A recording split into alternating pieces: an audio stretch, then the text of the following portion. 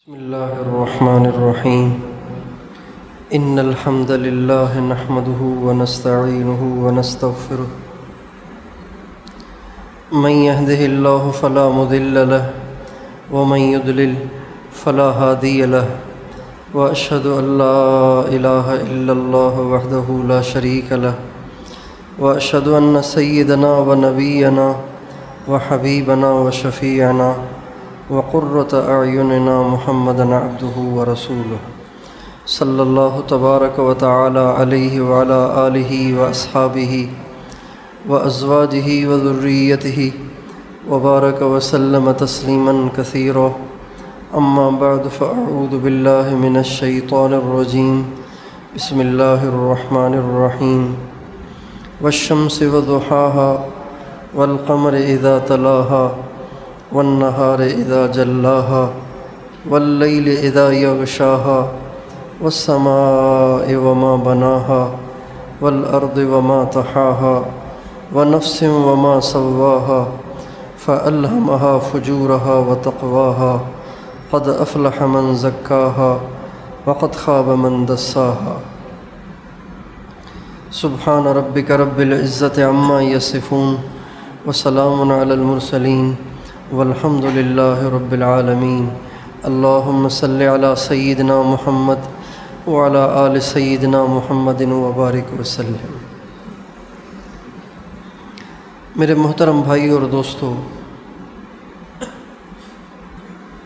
اللہ تعالیٰ نے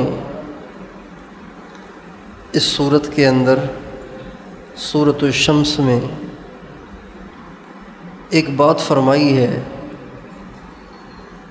مگر اس بات کے کرنے سے پہلے اللہ تعالیٰ نے 11 مرتبہ قسم کھائی ہے.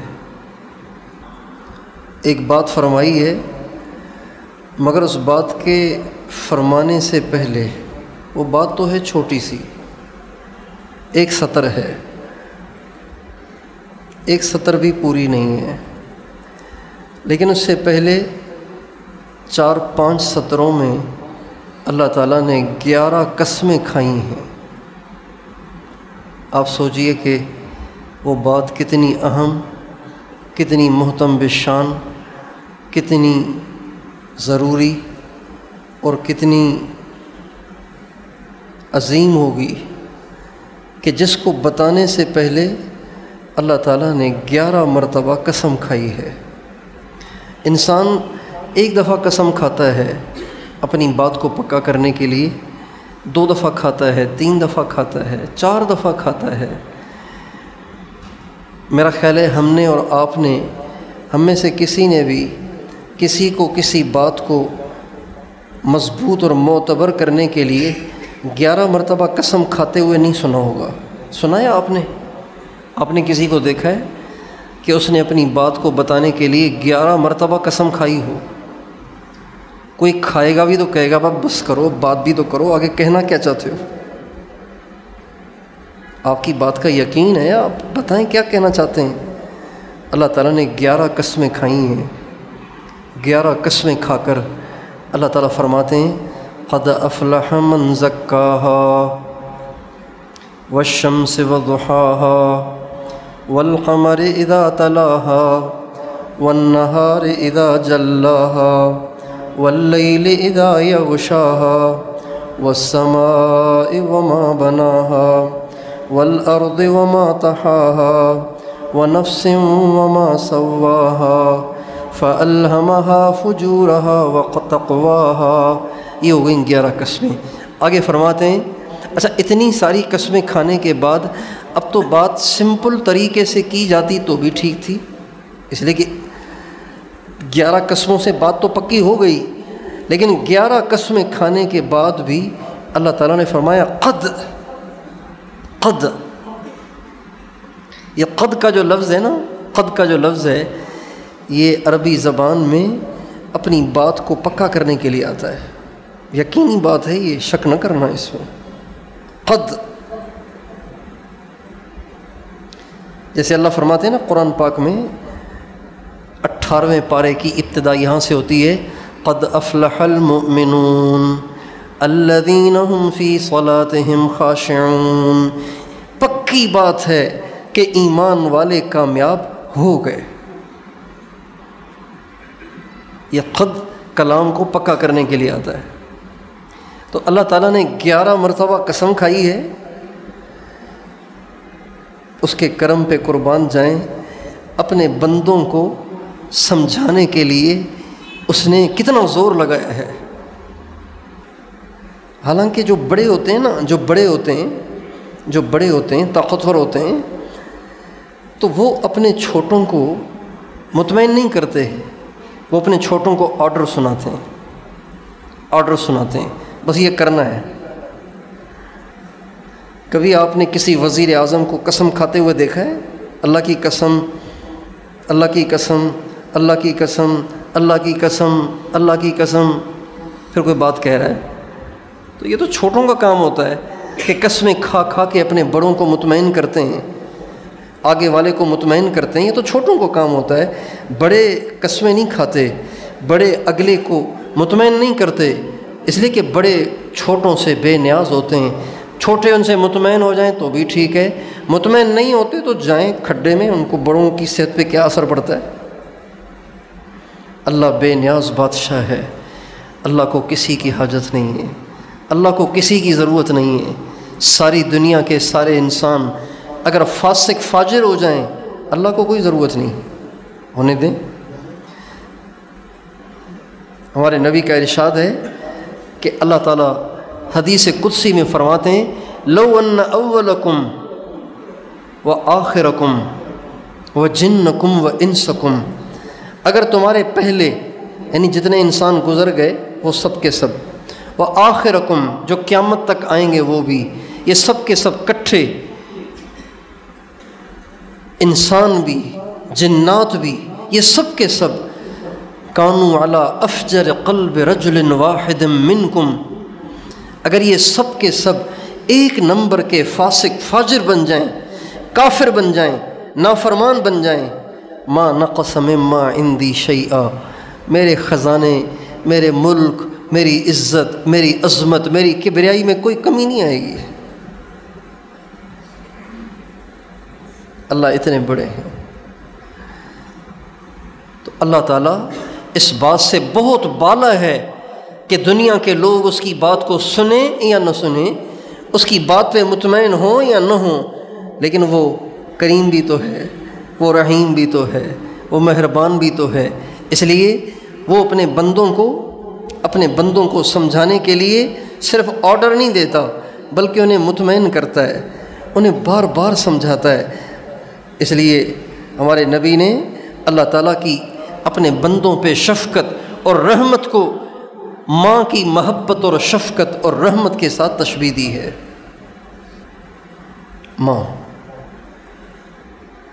ماں بڑی ہوتی ہے، اولاد چھوٹی ہوتی ہے، لیکن ماں کو جیسے ضرورت ہوتی ہے، یعنی جیسے اس کی ایک بہت بڑی ضرورت ہے، سندھی میں کہتے ہیں لاچار، ایسے لگ رہا ہے جیسے اس کو لاچار ہے۔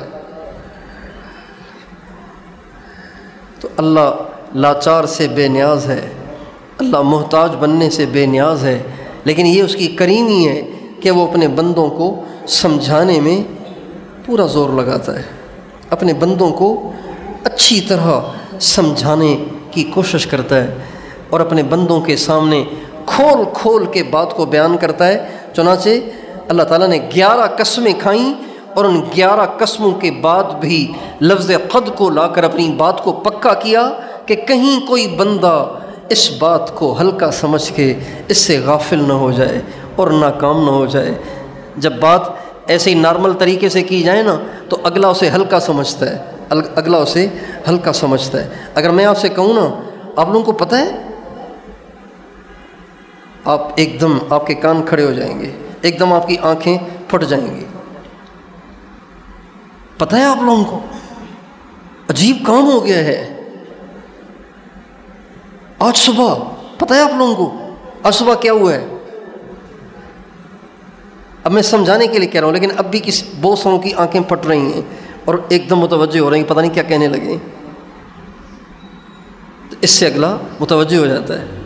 تو اللہ تعالیٰ 11 قسمیں اور لفظ قد کی تحقیق اور تاکید کے ساتھ آگے فرماتے ہیں، قد افلح من زکاہا وقد خاب من دساہا، کامیاب ہو گیا وہ شخص جس نے اپنے نفس کو ساری گندگیوں سے پاک کر دیا، اور ناکام ہو گیا وہ شخص جس نے اپنے نفس کو گندا کر دیا، اپنے نفس کو، اپنے اندر کو، اپنے باطن کو جس نے گندا کر دیا وہ ناکام ہو گیا، اور جس نے اپنے باطن کو صاف کر لیا، پاک کر لیا، وہ کامیاب ہو گیا۔ نفس سے مراد باطن ہے، نفس سے مراد باطن ہے، انسان کا باطن ہے، انسان کا اندر ہے۔ اندر کا پاک ہونا اتنا ضروری ہے، اور اندر کی ناپاکی اتنی شدید اور اتنی خوفناک اور اتنی نقصان دہ اور اتنی مضر ہے کہ 11 قسمیں کھانی پڑی ہیں اللہ کو، 11 قسمیں کھانی پڑی ہیں۔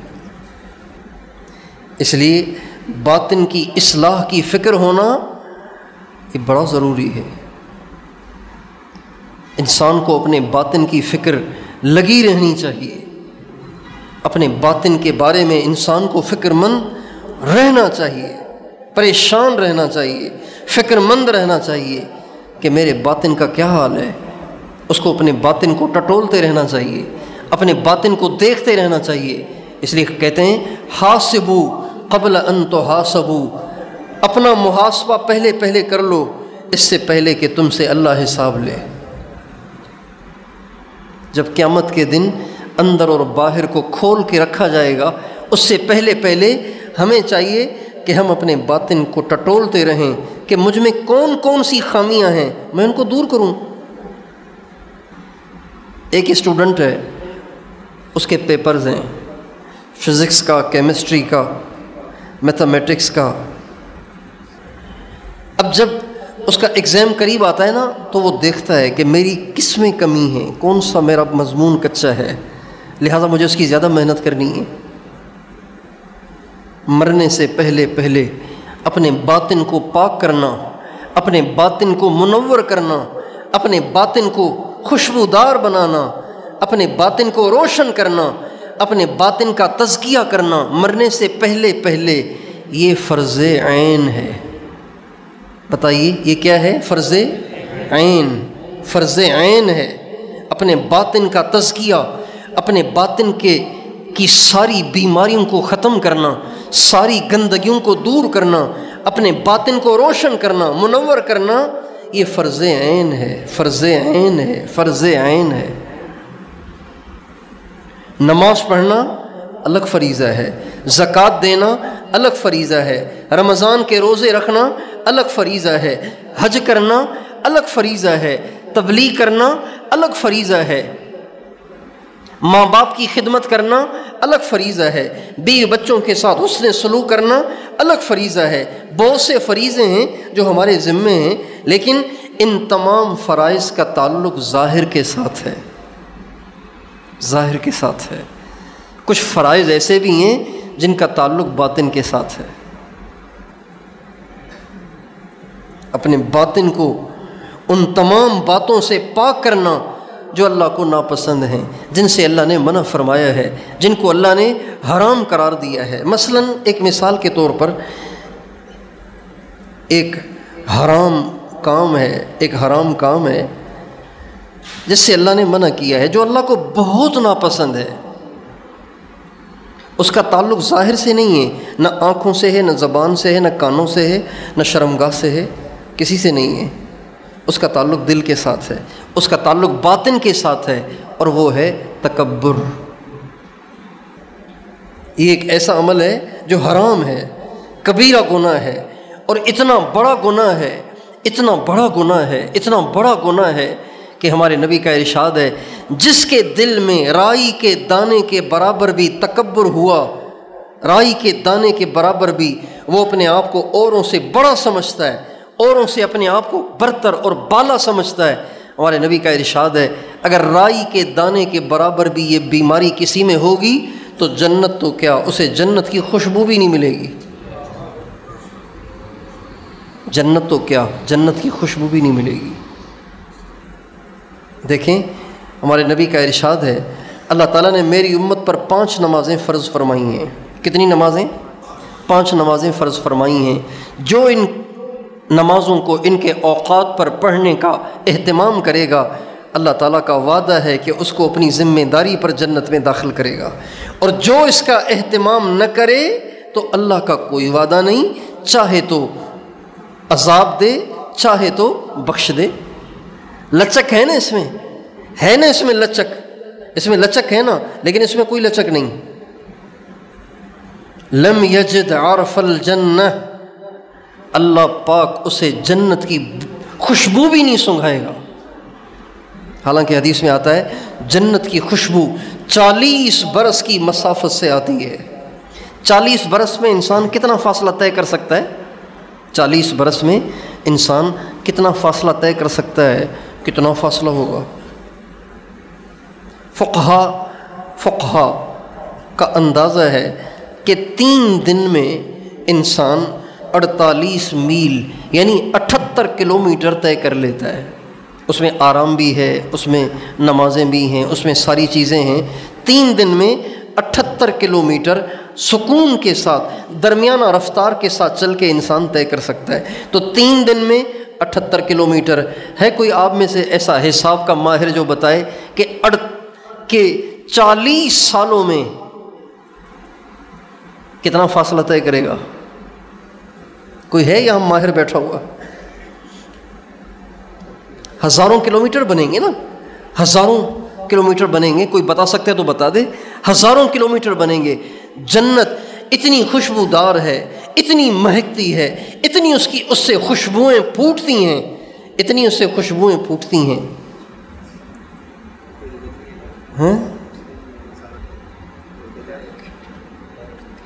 11,38,800۔ اتنی تو دنیا بھی نہیں ہے، ساری دنیا کا بھی اتنا فاصلہ نہیں ہے، پوری زمین کی بھی اتنی مسافت نہیں ہے۔ 11,38,800 کلومیٹر، 40 سال کی جو مسافت ہے۔ آپ علیہ السلام فرماتے ہیں 40 سال کی مسافت سے جنت کی خوشبوئیں آتی ہیں، اتنی خوشبوئیں مہکتی ہیں جنت سے۔ تو اب بتائیے وہ جنت سے کتنا دور ہوگا؟ جس میں تکبر ہوگا، جو اپنے آپ کو اوروں سے بڑا سمجھتا ہوگا، جو اوروں کو حقیر سمجھتا ہے، اپنے آپ کو بڑا سمجھتا ہے۔ اور یہ بیماری ایسی ہے جو دنیا داروں میں بھی ہے، دین داروں میں بھی ہے۔ اس لیے جیسے ظاہری گناہوں کو چھوڑنا ضروری ہے، ایسے ہی باطنی گناہوں کو چھوڑنا بھی ضروری ہے۔ باطنی گناہوں سے اپنے باطن کو پاک کیے بغیر انسان کی نہ دنیا بنتی ہے نہ آخرت بنتی ہے۔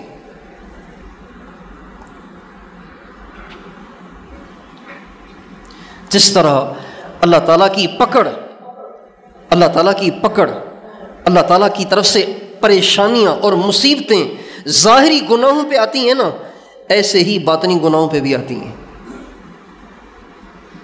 ہمارے نبی کا ارشاد ہے جب میری امت میں بے حیائی عام ہوگی، زنا عام ہوگا، اللہ تعالیٰ ان پر زلزلے بھیجے گا۔ اور آپ علیہ السلام کا ارشاد ہے جب میری امت میں زنا عام ہوگا، اللہ تعالیٰ ان کو ایسی بیماریوں میں مبتلا کرے گا جن کے نام بھی ان کے بڑوں نے نہیں سنے ہوں گے، ایسی بیماری میں مبتلا کر دے گا۔ آپ نے فرمایا جب لوگ زکوٰۃ نہیں دیں گے، اللہ ان کو مہنگائی میں مبتلا کر دے گا۔ جب لوگ دعوت نہیں دیں گے، اللہ ان پر شریر لوگوں کو مسلط کر دے گا۔ یہ ظاہری گناہ ہیں، اس کی وجہ سے یہ عذاب ہیں اور یہ سزائیں ہیں، یہ جو باطنی گناہ ہیں، باطنی گناہوں کی وجہ سے بھی سزا ملتی ہے، باطنی گناہوں کی وجہ سے بھی پریشانیاں آتی ہیں، مصیبتیں آتی ہیں۔ چنانچہ حضور اکرم صلی اللہ علیہ وسلم کے زمانے میں آپ علیہ السلام نے جب مکہ معظمہ کو فتح کیا تو مکہ معظمہ کو فتح کرنے کے بعد واپسی میں، اب مکہ جب فتح ہو گیا تو گویا یہ عرب کا مرکز تھا، جب مرکز فتح ہو گیا تو سارے عربوں نے سمجھ لیا کہ اب محمد پہ کوئی غالب نہیں آ سکتا علیہ الصلوۃ والسلام۔ لیکن طائف اور آس پاس کے قبائل، قبیلے ثقیف، قبیلے حوازن، ان قبائل نے سوچا کہ اگر ہمیں کچھ کرنا چاہیے تو ابھی کرنا چاہیے، ورنہ اگر بات اور آگے نکل گئی تو پھر پانی سر سے گزر جائے گا، پھر مسلمانوں پہ غالب آنا ناممکن ہو جائے گا۔ چنانچہ وہ سارے کے سارے حوازن کے جو قبائل تھے، ثقیف اور حوازن کے جو قبائل تھے، وہ سب کے سب جمع ہو گئے۔ انہوں نے سوچا کہ کیا کرنا چاہیے، تو لوگوں نے کہا کہ ایسے کرنا چاہیے کہ ہم سب کے سب مردوں کو لے چلیں، کوئی مرد گھر میں نہ رہے، لیکن اپنی عورتوں کو بھی لے لیں، اپنے جانوروں کو بھی لے لیں۔ تو پوچھنے والوں نے کہا بھی عورتیں جانور کیا کریں گے وہاں پہ؟ کہا انہی کی وجہ سے بھاگ آتے ہیں نا، ہم بیوی بچوں کی وجہ سے بھاگ آتے ہیں، جانوروں کی وجہ سے بھاگ آتے ہیں۔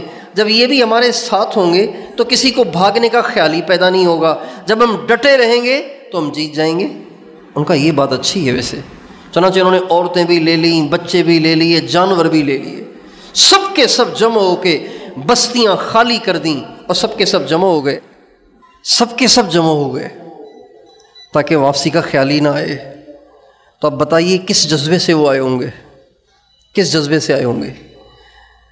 اور اللہ کی شان دیکھیے کہ وہ اتنے سارے جمع ہو کر بھی بنے 4000 اور مسلمان تھے 12000۔ اتنے سارے، اتنا زور لگایا انہوں نے، پھر بھی ان کی تعداد بنی صرف 4000 اور مسلمان تھے 12000۔ لیکن ان کا جذبہ تھا کہ آج کچھ بھی ہو جائے، آج ہم نے فیصلہ کن جنگ کرنی ہے۔ چنانچہ یہ سب کے سب تیار ہو کر میدان میں آئے، ہمارے نبی کے صحابہ بھی آئے، اور ان صحابہ کے ساتھ بہت سا ایسا مجمع بھی تھا کہ جو ابھی ابھی مسلمان ہوئے تھے، مکہ معظمہ سے مسلمان ہوئے تھے، یا فتح مکہ سے کچھ وقت پہلے مسلمان ہوئے تھے، بالکل نئے تھے وہ اسلام کے اندر۔ جب اندازہ ہوا کہ وہ کتنے ہیں اور معلوم ہوا کہ وہ تو ہم سے 2/3 کم ہیں، 1/3 ہیں وہ تو وہ جو نئے مسلمان تھے ان کے جی میں آئی یہ کیا کریں گے ہمارا، یہ تو تھوڑے سے ہیں، یہ کیا بگاڑیں گے ہمارا، ہم تو 12000 ہیں۔ تو آج تو غلبہ ہے ہی ہے، آج تو غلبے میں کوئی شک و شبہ ہی نہیں ہے، اس لیے کہ ہم تو بہت زیادہ ہیں۔ جب ہم تھوڑے ہوتے ہیں تو بھی اللہ ہمیں جتوا دیتا ہے، آج تو ہم زیادہ ہیں، تو آج تو ہماری جیت ہی جیت ہے۔ اس کو کہتے ہیں عجب، اپنی کسی چیز پر گھمنڈ پیدا ہونا، اپنی کسی چیز پر، اپنی کسی چیز کی وجہ سے انسان کے اندر غرور آ جانا، اس کو کہتے ہیں عجب، اس کو کہتے ہیں خود پسندی۔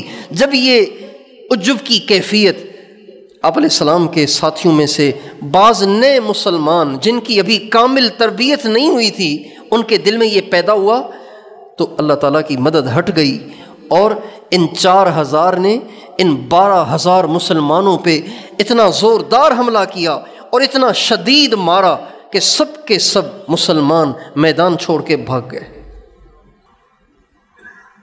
اور ہمارے نبی علیہ الصلاۃ والسلام اکیلے کھڑے رہ گئے۔ آپ کے ساتھ 2 آدمی تھے، ایک حضرت عباس تھے آپ کے چچا، اور ایک آپ کے چچا زاد بھائی حضرت ابو سفیان بن حارث، ابو سفیان بن حرب نہیں، ابو سفیان بن حارث، یہ اور ہیں۔ ایک تو ہے نا حضرت معاویہ کے بھائی، وہ نہیں، حضرت معاویہ کے والد، یہ وہ نہیں ہیں، یہ ہمارے نبی کے تایا زاد بھائی ہیں، ابو سفیان بن حارث۔ یہ ہمارے نبی کے ساتھ کھڑے رہے، اور ہمارے نبی سفید خچر پہ سوار تھے، اور حضرت عباس آپ کے ساتھ ساتھ چل رہے تھے، اور حضرت ابو سفیان بن حارث نے آپ کے خچر کی لگام کو پکڑا ہوا تھا، اور آپ زور زور سے کہہ رہے تھے الی عباد اللہ انا النبی لا کذب انا ابن عبد المطلب، اے اللہ کے بندوں کہاں جا رہے ہو مجھے چھوڑ کے، میں اللہ کا نبی ہوں، سچا ہوں، عبد المطلب کا بیٹا ہوں، جھوٹا نہیں ہوں۔ حضرت عباس کو آپ نے فرمایا عباس تم آواز لگاؤ، ان کی آواز بہت اونچی تھی، انہوں نے آواز لگائی تو 100 صحابہ جمع ہو گئے، 100 آدمی جمع ہو گئے۔ آپ علیہ السلام نے پتھر اٹھائے، کنکریاں اٹھائیں، اور دعا پڑھ کر ان کو کفار کی طرف پھینکا۔ اس پتھروں کے کنکروں، ان پتھریوں کی برکت سے، مٹھی بھر کنکریوں کی برکت سے اللہ تعالیٰ نے مسلمانوں کو دوبارہ فتح دے دی، اور اللہ نے ایسی برکت دے دی کہ مسلمان غالب آ گئے اور کفار پکڑے گئے، مارے گئے، اور بہت زیادہ مال غنیمت ملا۔ اب یہ اتنی بڑی جو پریشانی لاحق ہوئی، اس کو اللہ تعالیٰ نے قرآن پاک میں بیان کیا ہے اور اس کی وجہ بھی بتائی ہے۔ چنانچہ اللہ فرماتے ہیں وَيَوْمَ حُنَيْنٍ إِذْ أَعْجَبَتْكُمْ كَثْرَتُكُمْ فَلَمْ تُغْنِ عَنْكُمْ شَيْئًا وَضَاقَتْ عَلَيْكُمُ الْأَرْضُ بِمَا رَحُبَتْ ثُمَّ وَلَّيْتُمْ مُدْبِرِينَ۔ یاد کرو حنین کے دن کو جس دن تمہاری کثرت نے تمہیں عجب میں ڈال دیا تھا، لیکن تمہاری کثرت نے تمہیں کوئی فائدہ نہ دیا۔ اللہ کی مدد ہٹ گئی اور تم سب کے سب پیٹھ پھیر کے بھاگ گئے، اور زمین باوجود کشادگی کے تمہارے لیے تنگ ہو گئی تھی۔ جس طرح ظاہری گناہوں پہ پکڑ آتی ہے نا، تکلیفیں آتی ہیں، مصیبتیں آتی ہیں، آزمائشیں آتی ہیں، ایسے ہی باطنی گناہوں پہ بھی پکڑ ہوتی ہے۔ اس لیے جیسے ظاہری گناہوں سے پاک رہنا ضروری ہے، ایسے ہی باطنی گناہوں سے اپنے آپ کو پاک کرنا بھی ضروری ہے۔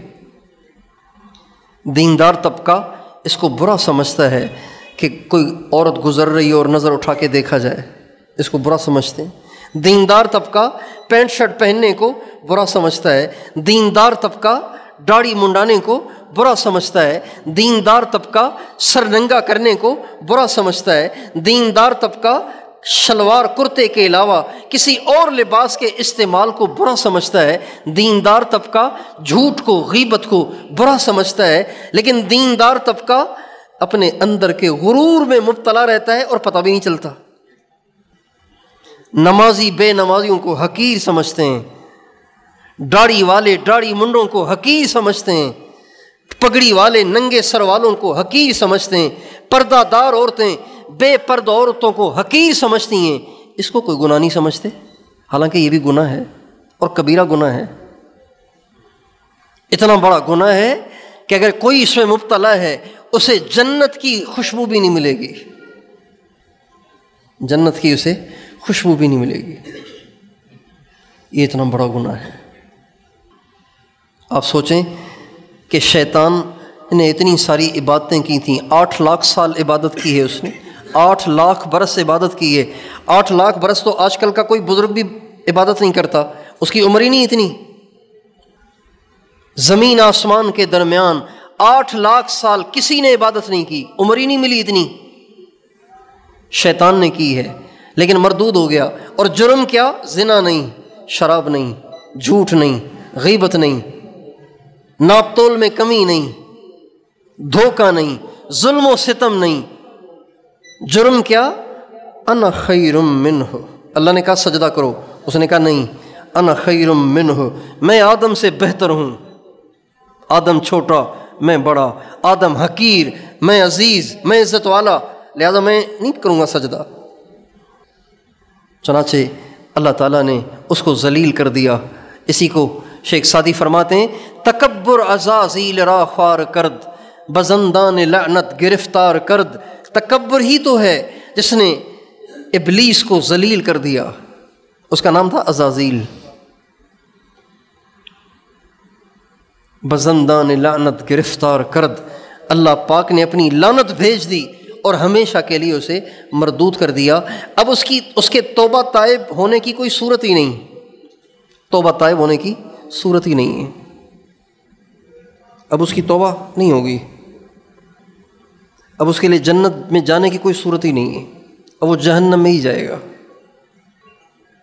یہ باطنی گناہوں کے نقصانات ہیں، اور اللہ تعالیٰ نے اس صورت میں 11 قسمیں کھا کے ان باطنی گناہوں سے اپنے آپ کو پاک کرنے والے کی کامیابی کی خبر دی ہے، اور ان باطنی بیماریوں میں زندگی گزار کے مر جانے والے کی ناکامی کی خبر دی ہے، ناکام ہو جائے گا وہ۔ دیکھیں دکھاوا جو ہے نا، دکھاوا یہ ظاہری بیماری نہیں ہے۔ اب میں آپ کے سامنے بیان کر رہا ہوں، ٹھیک ہے، آپ تو سمجھ رہے ہیں کہ میں اللہ کے لیے کر رہا ہوں، آپ کو تو پتہ نہیں میرے دل میں کیا ہے۔ یہ باطنی گناہ ہے، اندر چھپا ہوا ہے، اور یہ باطنی گناہ ایسے ہوتے ہیں کہ انسان کو خود کو بھی پتہ نہیں چلتا۔ انسان سمجھ رہا ہوتا ہے کہ مجھ میں بڑی تواضع ہے، میں نے ایک ساتھی سے کہا، میں نے کہا سے لوگ ملنے زیادہ آتے ہیں، آپ اپنی خبر لیں کہیں آپ میں بڑائی نہ آ جائے۔ یہ میں نے ان سے کہا، میں نے کہا آپ سے لوگ ملنے آتے ہیں، آپ سے ملتے ہیں لوگ، آپ اپنی خبر لیں کہیں آپ میں بڑائی نہ آ گئی ہو۔ کہنے لگے نہیں، میں تو جو لوگ آتے ہیں نا، میں ان کی جوتیاں بھی سیدھی کرتا ہوں، میں ان کی جوتیاں بھی سیدھی کرتا ہوں۔ جوتیاں سیدھی کرنا الگ چیز ہے، اور دل میں بڑائی نہ آنا یہ الگ چیز ہے۔ بڑائی ہے یا نہیں ہے، اس کا پتہ کیسے چلتا ہے؟ وہ بات جو میں کر رہا تھا اس کو ایک ذرا موقوف کرتے ہیں، پہلے اس کو مکمل کر لیں۔ بڑائی ہے یا نہیں ہے، اس کا کیسے پتہ چلے گا؟ بخار کا پتہ تو تھرمومیٹر ڈال کے چل جاتا ہے، بلڈ پریشر ہائی ہے یا لو ہے چل جاتا ہے، شوگر ہائی ہے یا لو ہے پتہ چل جاتا ہے۔ بڑائی ہے یا نہیں ہے، اس کا پتہ کیسے چلے گا؟ اس کا پتہ اس وقت چلتا ہے جب آپ سے چھوٹے درجے کا، جب آپ کی شان میں گستاخی کرے، آپ کی شان کے خلاف کوئی بات کہہ دے، آپ کی شان کے خلاف آپ سے رویہ اختیار کرے، اور آپ اس کو برا نہ جانیں، تو یہ اس بات کی دلیل ہے کہ آپ اپنے آپ کو اس سے اچھا نہیں سمجھتے۔ اگر آپ برا مناتے ہیں تو اس کا مطلب یہ ہے کہ آپ کو بڑی توقعات ہیں، آپ اپنے آپ کو جو آپ سے رویہ ہوا ہے اس سے بڑا سمجھتے ہیں، تبھی تو اس رویے پہ آپ راضی نہیں ہیں۔ بھئی میرے حضرت جی یہاں تشریف لائیں اور فرمائیں عبداللہ ذرا یہ بلب کھولنا، تو مجھے برا نہیں لگے گا، لیکن کوئی عام آدمی کہے عبداللہ میں آپ سے کل بھی ملنے آیا تھا، آپ ملے ہی نہیں، میں کہوں گا بھائی نہ مولانا کہا، نہ مولوی صاحب کہا، نہ حضرت کہا، بڑا بے ادب آدمی ہے یار، شرم ہی نہیں آتی اس کو، کیا فیض ملے گا اس کو؟ برداشت ہوگی تو پی جاؤں گا، برداشت نہیں ہوگی تو دفعہ ہو یہاں سے، بے ادب، پہلے ادب سیکھ پھر میرے پاس آ۔ بڑائی کا پتہ اس وقت چلتا ہے جب اپنی شان کے خلاف رویہ ہوتا ہے، پھر پتہ چلتا ہے کہ بڑائی ہے یا بڑائی نہیں ہے۔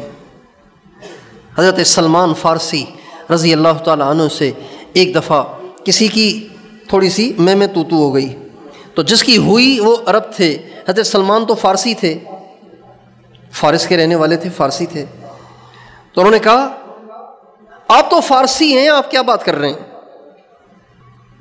آپ تو فارسی ہیں۔ تو اب جواب کیا بنتا ہے؟ تو فارسی ہوں تو کیا ہوا، اللہ کے ہاں تو عزت تقویٰ پہ ملتی ہے نا، یہ جواب تو یہ بنتا ہے۔ حضرت سلمان فارسی فرمانے لگے اجی میں تو فارسی بھی نہیں ہوں، میں تو فارسی بھی نہیں ہوں، انما انا نطفتن، میں تو ایک گندا قطرہ ہوں۔ یہ نشانی ہے کہ بڑائی نہیں ہے۔ انما انا نطفتن منتنہ، میں تو ایک بدبودار قطرہ ہوں، بدبودار قطرہ ہوں، گندا قطرہ ہوں۔ وسأعود انما انا نطفۃ وسأعود جیفۃ منتنہ، ان قریب مردار ہو جاؤں گا۔ تو یہ جو دکھاوا ہے نا، دکھاوا، یہ ظاہری گناہ نہیں ہے، یہ باطنی گناہ ہے، یہ باطنی گناہ ہے۔ اور ہمارے نبی کا ارشاد ہے ان اخوف ما اخاف علی امتی، سب سے زیادہ مجھے اپنی امت پر جس چیز کا خدشہ ہے، سب سے زیادہ جس چیز کا خدشہ ہے کہ اس میں میری امت مبتلا ہو جائے گی، وہ شرک خفی ہے۔ صحابہ نے کہا یا رسول اللہ شرک خفی کیا ہے؟ شرک خفی یعنی وہ شرک جو ظاہر نہیں ہے، پوشیدہ ہے، پوشیدہ شرک، پوشیدہ شرک۔ صحابہ نے کہا وہ کیا ہے؟ فرمایا دکھاوا، اوروں کو دکھانے کے لیے نیک کرنا، نیک کام کرنا، اوروں کو دکھانے کے لیے بڑے بڑے کارنامے سر انجام دینا، مجھے سب سے زیادہ اپنی امت پر اس کا ڈر ہے، اس کا خوف ہے۔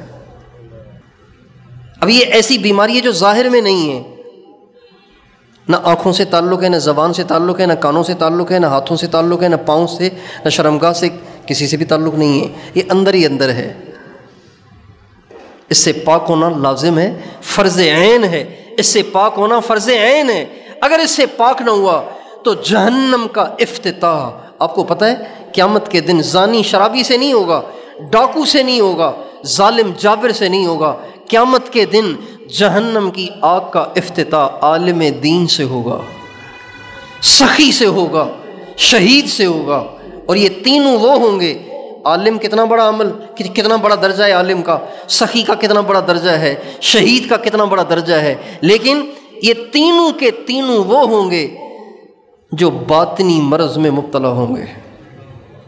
عالم تھے، ساری زندگی پڑھایا ہے، اس نے ساری زندگی لٹایا ہے، اس نے اپنے آپ کو ذبح کروایا ہے، اس سے بڑی اور نیکی کیا ہو سکتی ہے؟ لیکن یہ باطنی مرض میں مبتلا ہوں گے۔ اس کی سزا میں اللہ تعالیٰ قیامت کے دن ان کو بلائے گا اور سب سے پہلے جہنم میں ان کو ڈالے گا۔ کیا آج کے عالم اور آج کے سخی اور آج کے شہید اور مجاہد میں مبلغ بھی آ گیا، دین کا داعی بھی آ گیا؟ چونکہ جہاد اور تبلیغ ایک ہی چیز ہے، یہ بھی جہاد ہے وہ بھی جہاد ہے۔ کیا آج کے عالم، آج کے مبلغ اور آج کے طالب علم اور آج کے سخی اور آج کے حاجی اور آج کے نمازی اور آج کے نیکوکار کو اس کا خطرہ رہتا ہے کہ کہیں وہ میں ہی نہ ہوں جس سے جہنم کا افتتاح ہو؟ کہیں اس کو اپنی نیکی، کہیں اس کو اپنی نیت کے اچھا یا برا ہونے کا خدشہ ہے؟ اس کو اس کے بارے میں تشویش ہے؟ نہیں ہے۔ اسی کو اللہ نے کہا ہے 11 قسمیں کھا کر